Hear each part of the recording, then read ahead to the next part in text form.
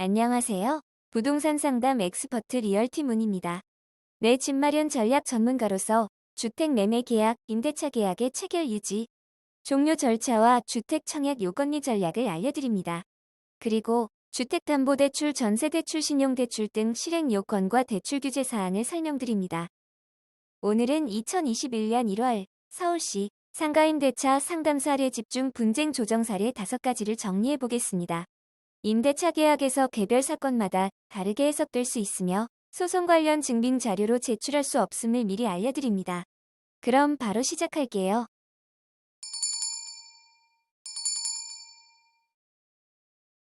첫 번째 분쟁 조정 사례로 임차인이 임대료 감액 조정을 요청한 사례입니다.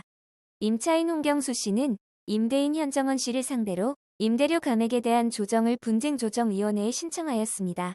임차인은 과거 높은 월세에도 불구하고 장기 임대 계약을 맺었으나 언제부터인가 매출이 기대한 만큼 늘어나지 않고 오히려 감소하고 적자에 시달리게 되었습니다. 임차인은 자신의 수익 감소는 가게 자체적인 문제가 아닌 주변 상권의 전반적인 침체로 인한 것이므로 월세를 현재 상권에 맞춰 조정해달라고 요청하였습니다. 2018년 1월 임대인과 임차인은 보증금 3억 원, 월세 1,100만 원의 1층 면적 49.5제곱미터의 점포에 대해 상가 건물 임대차 계약을 체결하였습니다. 임차인은 해당 점포에서 안경점을 운영했습니다. 당시 점포가 위치한 지역은 유동인구가 많았고 상권이 발달하였기 때문에 임차인은 안정적으로 영업을 하기 위해 최초 계약 시 계약 기간을 5년으로 약정했습니다. 그러나 임차인의 기대처럼 매출이나 수익이 나지 않았을 뿐 아니라 코로나19 팬데믹으로 적자가 발생하자 도저히 월세를 감당할 수 없어 서울시 상가임대차 분쟁조정위원회에 임대료 조정을 요청하게 된 것입니다.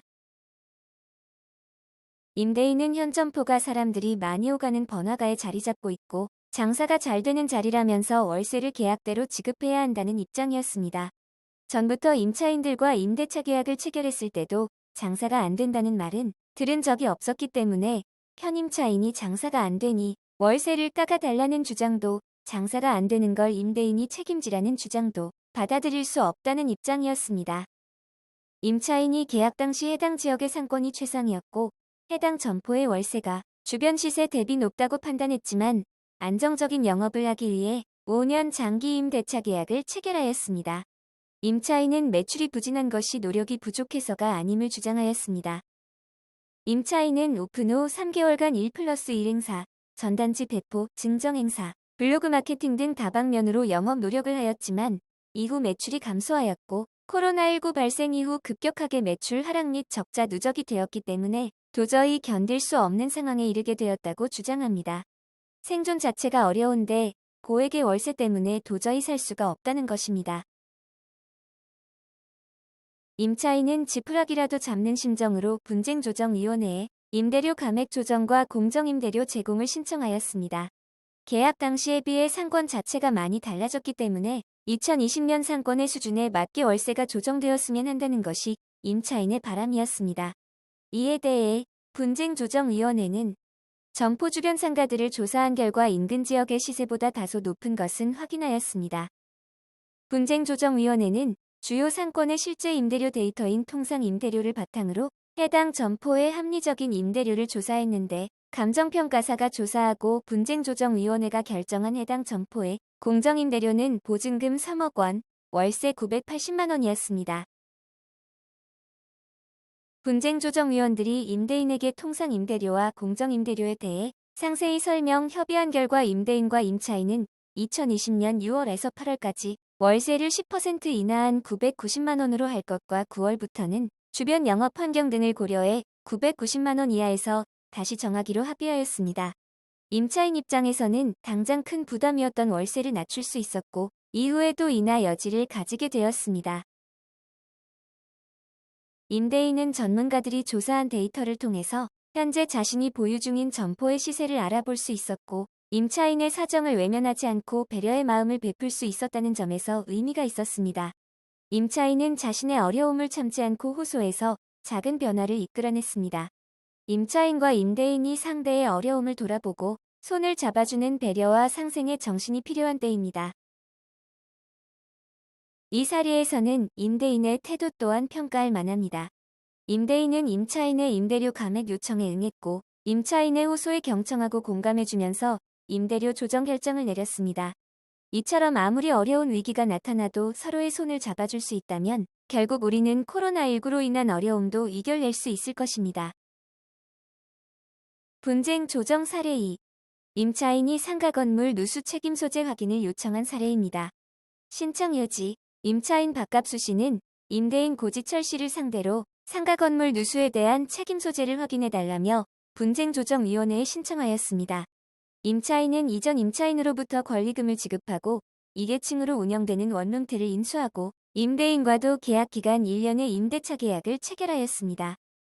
그런데 영업을 시작한 지 얼마 되지 않아 1층 외부의 돌마감재 부분에서 물이 샜고 이에 임대인은 임차인의 책임이니 수리를 할 것을 요구하였습니다.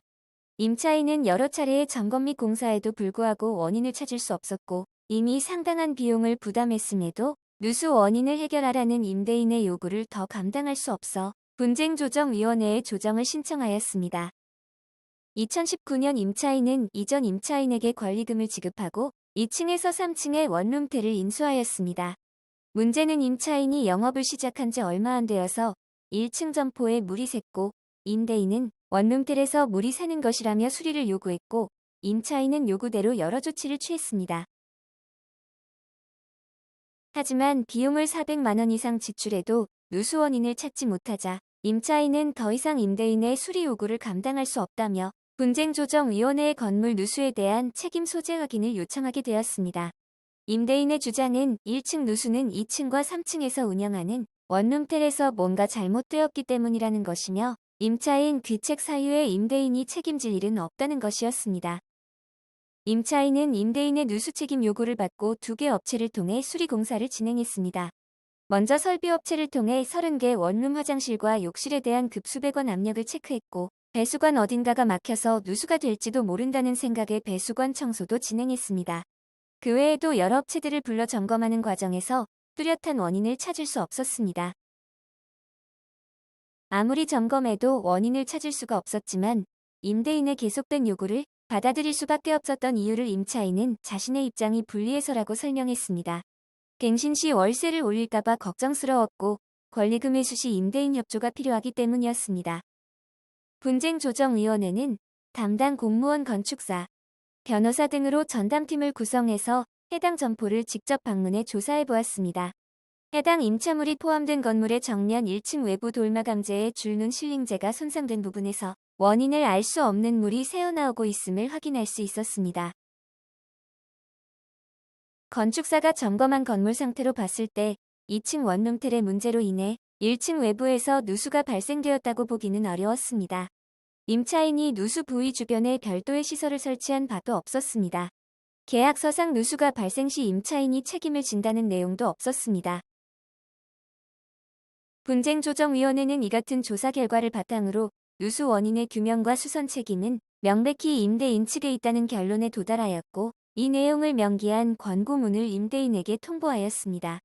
물론 서울시장 날인이 찍힌 권고문이 법적인 강제력이 있는 것은 아닙니다. 다만 이로써 임대인이 무조건 임차인에게만 책임을 물으며 다그치는 행위를 지속하기는 어려울 것입니다. 이 사례의 임차인은 처음 누수가 발생하고 임대인의 수리 요구를 받고 자신의 책임인 줄 알고 응했습니다. 급수배관 압력 체크, 배수관 청소 등의 여러 가지 조치를 취하면서 400만 원이 넘는 비용을 지출했지만 문제가 해결되지 않았습니다. 그럼에도 임대인은 임차인에게 원인을 찾아 수리해야 한다고 지속적으로 압박했습니다. 임차인은 자신이 세입자로서 불리한 입장이라고 생각하여 요구에 순응했지만 도저히 감당할 수 없는 지경이 되자 분쟁조정위원회에 조정을 요청한 것입니다. 건물은 노후되면 하자 발생되기 마련인데 이때 임대인이 합리적으로 원인을 추적하고 책임 소재를 잘 가려 합당하게 해결하려 했다면 임차인이 피해를 입지 않았을 것입니다. 임대인임을 앞세워 불리한 입장의 임차인을 압박하는 것은 결코 상생의 태도가 아닙니다. 이 사례에서 분쟁조정위원회의 전문가들은 건축물과 계약서를 점검하여 임대인의 무리한 요구를 멈추게 하였습니다. 분쟁조정 사례 3. 임차인이 건물하자로 인한 피해를 호소한 사례입니다. 신청 요지. 임차인 구창경 씨는 임대인 윤범진 씨를 상대로 상가 건물 누수에 대한 책임 소재를 확인해달라며 분쟁조정위원회에 신청하였습니다. 임차인은 임대인이 소유한 1층 점포를 2년의 기간으로 임대차하고 피자 가게를 오픈하였는데 얼마 되지 않아 임차인은 악취와 배수관 막힘이 발생했다고 항의했습니다. 임대인은 관리사무소를 통해 여러 차례 수리를 진행했습니다. 그러나 임차인은 악취가 계속돼 영업을 중단했고 임대인을 상대로 영업 중단에 대한 손해배상과 계약 해지를 요구하였습니다. 분쟁 내용을 정리하면 피자 가게 오픈 후부터 배수관 막힘, 악취로 영업이 중단되기까지 하였고 임차인이 건물 하자로 인한 손해를 입었다면서 계약 해지 및 손해배상 3천만 원 청구한 사례입니다. 임대인 주장은 손해배상 요구에 대해 임대인은 억울하다는 입장이었습니다. 2014년도에 상가에 신규 입주한 이후로 지금까지 현 임차인이 말하는 배수나 악취의 문제를 겪은 적이 없었다는 것입니다. 관리사무소에서도 임차인 사용상에 문제일 수 있다는 전문 의견도 있는 등 건물 하자가 있는 건지도 불분명한데 왜 손해배상까지 해야 하는지 억울함을 호소합니다. 임차인 주장은요. 임차인은 계약 전에 임대인에게 요식업을 하겠다고 밝혔음에도 상가에 배수나 악취 등의 하자가 있다는 사실을 듣지 못했다고 주장했습니다. 임대인에게 문제 해결을 요구했으나 임대인은 관리사무실에 넘기는 등 책임 회피를 하였고 손해가 커져가는데 모른 척하였다고 합니다. 점포 하자로 영업에 큰 피해 입은 만큼 손해배상과 계약 해지 요구는 당연하다는 것입니다. 분쟁조정위원회는 해당 점포의 상태를 점검하고 관리사무소와 임대인 측의 조치 등을 살펴보았습니다. 주방 쪽 하수구가 막힌 이후 수리된 상태였고 관리사무소도 그동안 대처하였다고 하며 실제로 점포 내에서 악취는 나지 않고 있었습니다. 하지만 임차인은 그동안 극심한 스트레스와 고객 불만 등으로 영업이 어렵다고 합니다. 양측이 신뢰를 상실해서 계약 유지 불가능한 상태였습니다. 분쟁조정위원회는 조정 내용을 제시하여 최종 합의를 이끌어냈습니다. 2020년 3월 16일부로 계약 해지하고 임대인은 보증금 4천만 원을 반환하고 이사비로 500만 원을 지급하기로 하였습니다. 임차인은 해당 날짜까지 점포 간판을 제거하고 폐업 절차를 완료하기로 하였습니다. 상호 합의로 조정한 만큼 기타 민형사상의 어떠한 이의제기 등을 하지 않기로 하였습니다. 임대인과 임차인은 서로 불만이 누적된 상태였습니다. 임대인은 관리사무소 연락 등 해결 조치 노력을 하였지만 임차인의 항의와 영업 중단으로 고통을 호소했고 임차인은 불안해했고 악취 등으로 영업 손실 입었다며 억울해했습니다. 분쟁조정위원회는 양측의 입장이 너무 팽팽했기에 더 이상 계약을 유지하기가 어렵다고 판단하고 계약을 종료하는 데 필요한 합의사항을 조정한 것입니다. 임대인은 관리사무소에 맡겨두기보다 직접 상황을 살펴보고 임차인의 입장을 적극적으로 경청했다면 좋았을 것입니다. 또 임차인은 관리사무소를 통해 여러 차례 수리가 반복되는 것을 보면서 임대인의 성의를 알아주었으면 어땠을까 하는 아쉬움도 남습니다. 이 사례는 임대인과 임차인 모두 자신의 입장을 내세우면서도 서로에게 상처만 남긴 안타까운 사례였습니다. 분쟁 조정 사례 4. 임차인의 일방적 계약 해지에 대해 임대인이 중재를 요청한 사례입니다. 신청 여지. 임대인 고민중 씨는 임차인 나대로 씨를 상대로 분쟁조정위원회에 조정을 신청하였습니다. 계약 만료 4개월 전에 임대인과 임차인이 구두로 재계약을 약속했는데 계약 만료 1개월도 채 남지 않은 시점에서 부동산으로부터 임차인이 계약을 종료하겠다는 통보를 전달받았다는 것입니다. 그로부터 20일 후 임차인은 점포를 비웠습니다. 임대인은 일방적 계약 해지이고 미처 신규 임차인을 구할 시간이 없었기 때문에 3개월치 월세 지급과 3개월 후에 보증금 반환을 하겠다고 했으나 임차인은 즉시 반환을 주장하였습니다. 이에 임대인은 분쟁조정위원회에 중재를 요청하게 되었습니다. 임차인의 일방적 계약 해지 통보 시 월차임 지급 및 보증금 반환 시기의 문제입니다.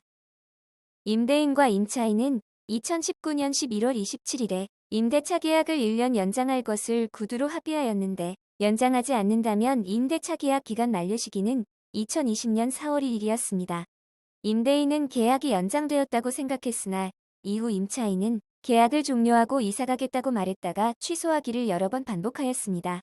임대인은 임차인이 미덥지 않았으나 계약 연장 사실은 분명하다고 생각했습니다. 그러나 2020년 3월 10일 임차인은 계약 해지를 통보하고 3월 말에 이사를 나갔고 본래 계약 만료일인 4월 1일자로 계약 종료된 것이므로 보증금을 돌려달라고 요구하였습니다. 임대인은 계약 만료일에 대한 입장이 임차인과 달랐기 때문에 상가임대차 분쟁조정위원회에 조정을 신청하였습니다.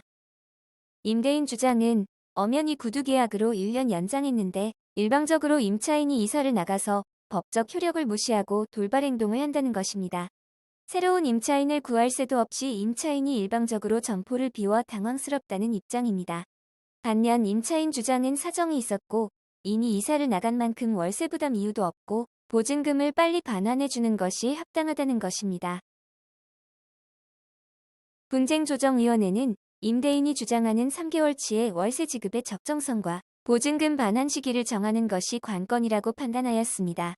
분쟁조정위원회는 임차인의 주장을 그대로 인정하여 2020년 3월 5일에 부동산을 통해 임대인에게 임대차 계약 해지를 통보했다 하더라도 임대차 계약서 상 만료일이 2020년 4월 1일이기 때문에 묵시적 갱신이 이뤄진 것이라고 판단하였습니다. 임대인이 해지 통보를 받은 날로부터 3개월이 지나면 해지 효력이 발생하게 되므로 임대인의 주장대로 4, 5, 6월까지 3개월분 월세를 임차인이 임대인에게 지급하는 게 적절하다고 판단하였습니다. 다만 이미 임차인이 점포를 비우고 이사를 나간 상태이기 때문에 임대인이 한 달치 월세를 양보하고 임차인은 2개월치 월세를 지불하도록 조정안을 제시하여 당사자가 최종 합의하였습니다. 이 사례에서 임차인은 임대인과 구두로 재계약을 합의한 후 몇 차례 번복을 거쳐 일방적 계약 해지를 통보했습니다. 임차인은 계약 해지를 통보할 수 있으나 계약 종료일과 이사 시기 등에 대한 합의를 하지 않고 일방적으로 이사 나가고 보증금 반환을 요구하면 임대인으로서는 받아들이기 어려운 게 당연할 것입니다. 분쟁조정위원회의 중재로 양측이 한 발 양보하여 조정이 된 사례입니다. 분쟁조정 사례 5. 임대인의 잦은 변심으로 임차인이 권리금 회수에 어려움을 호소한 사례입니다. 신청 여지. 임차인 김민경 씨는 임대인 박범호 씨를 상대로 분쟁조정위원회에 조정을 신청하였습니다.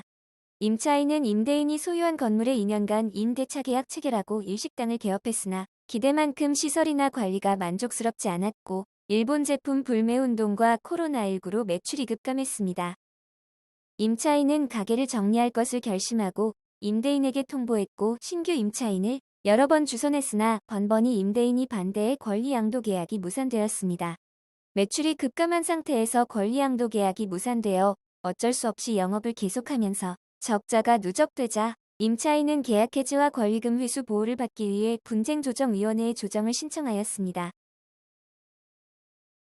임대인 주장은 임차인의 상황이 어렵다는 건 알고 있지만 기존 상가 세입자와 업종이 겹치거나 위층에 거주하는 주택 임차인들의 민원 발생도 고려하고 신규 임차인을 받아들여야 한다고 주장합니다. 임대인은 결코 자신이 의도적으로 임차인의 권리금 회수를 방해한 게 아니라고 주장하였습니다. 임차인의 주장은 1억 6천만 원의 인테리어 비용을 들여 일식당을 열었음에도 제대로 수익을 거두지 못한 데다 임대인이 권리금 회수까지 방해하여 경제적 손실이 크다며 억울함을 호소하였습니다.